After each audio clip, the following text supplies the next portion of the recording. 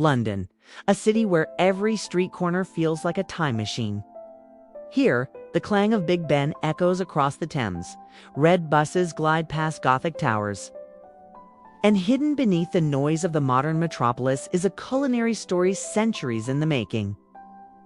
Food in London is not just a matter of taste, it is a history lesson, a social diary, and a reflection of how this city embraced the world and made it its own.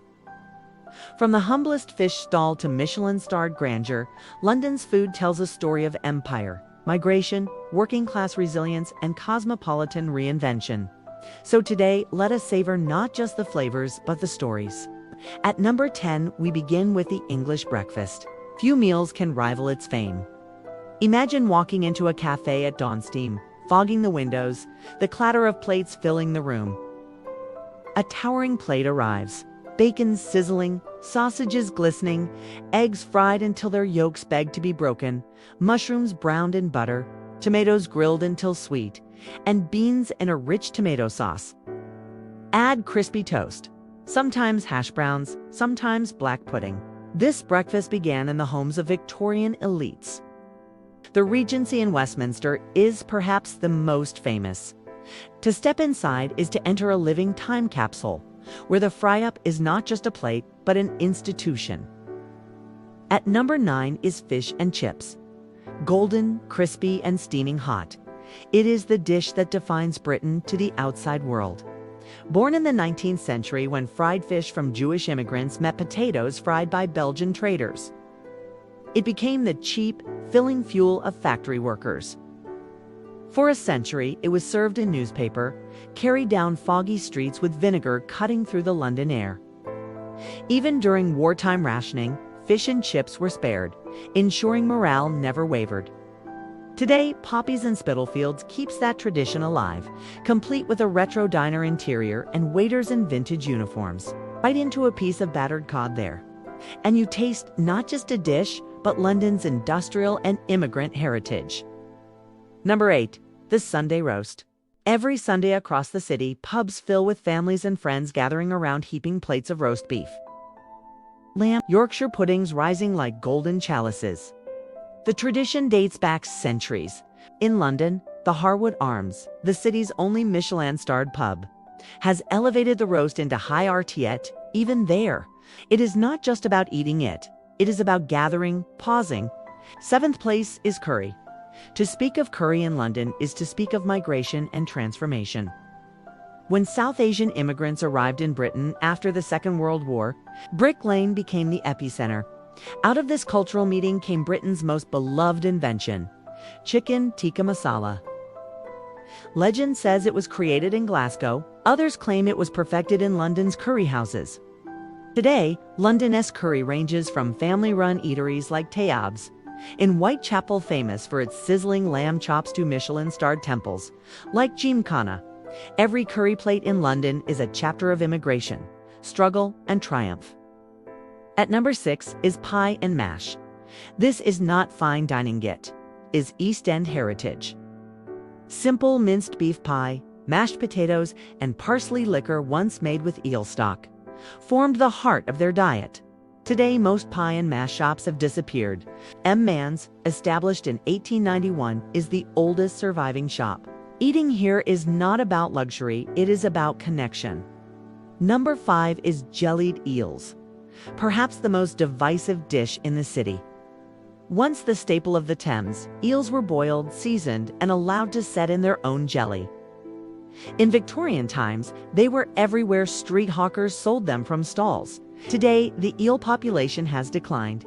Yet in East London, shops like F. Cook's still serve them. Either way, it is a reminder that London's food story has as much grit as it does glamour. At number 4 is afternoon tea. Born in the 1840s by the Duchess of Bedford, who craved something to tide her over between lunch and dinner, afternoon tea has since become a symbol of British elegance. The ritual unfolds with delicate finger sandwiches, cucumber, egg, and cress, smoked salmon followed by warm scones with clotted cream and strawberry jam. At the Ritz or Claridge's, the experience is theater. Chandeliers sparkle, piano music drifts, and silver teapots pour blends from around the world. Afternoon tea is more than food, is performance, tradition, and indulgence woven together. Number 3 is the sandwich. Invented by John Montagu, the 4th Earl of Sandwich, who supposedly asked for meat to be served between slices of bread so he could eat without pausing his card game. The sandwich has since become London's lifeblood. Office workers grab them from Pret, a manger. Students munch them on buses. And at Borough Market, gourmet versions elevate them to art. The salt beef bagel at Bake on Brick Lane is legendary thick slices of meat. Mustard sharp enough to sting, all wrapped in a chewy, warm bagel. Open 24 hours. It feeds cabbies, clubbers, and night owls alike. Second place belongs to chicken shops, Morley's, Chicken Cottage, and countless independents. The city, their glowing neon signs, a promise of late-night salvation. These shops are more than fast food. They are social spaces. Students grab boxes of wings after class. Cheap, tasty, and comforting. Chicken shops are the unsung heroes of London dining. They are not glamorous, but they are iconic. And at number 1, street food, the beating heart of modern London's cuisine. Markets like Borough, Camden, and Maltby Street are global stages where the city's diversity shines brightest. In Borough Market, the air is thick with the scent of sizzling paella, aged British cheeses, and Ethiopian stews. Camden Market pulses with bao buns, Venezuelan arepas, and vegan curries.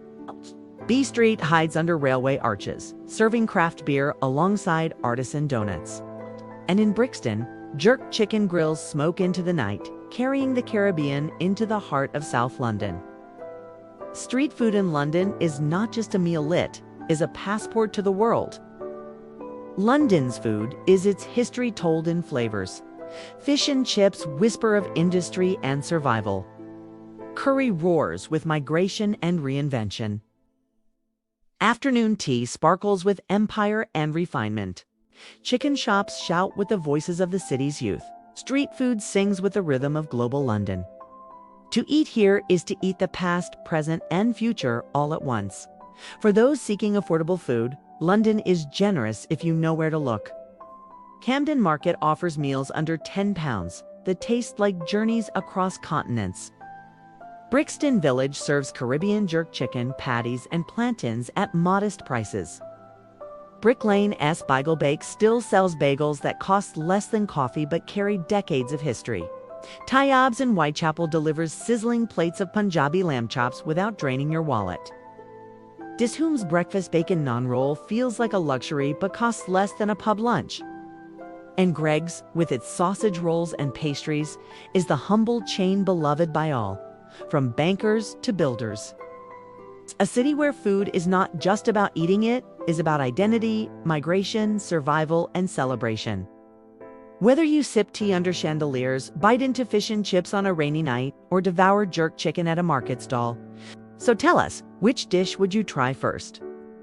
Would it be the salt beef bagel of Brick Lane, the elegance of tea at the Ritz, or the spice of a Brick Lane curry?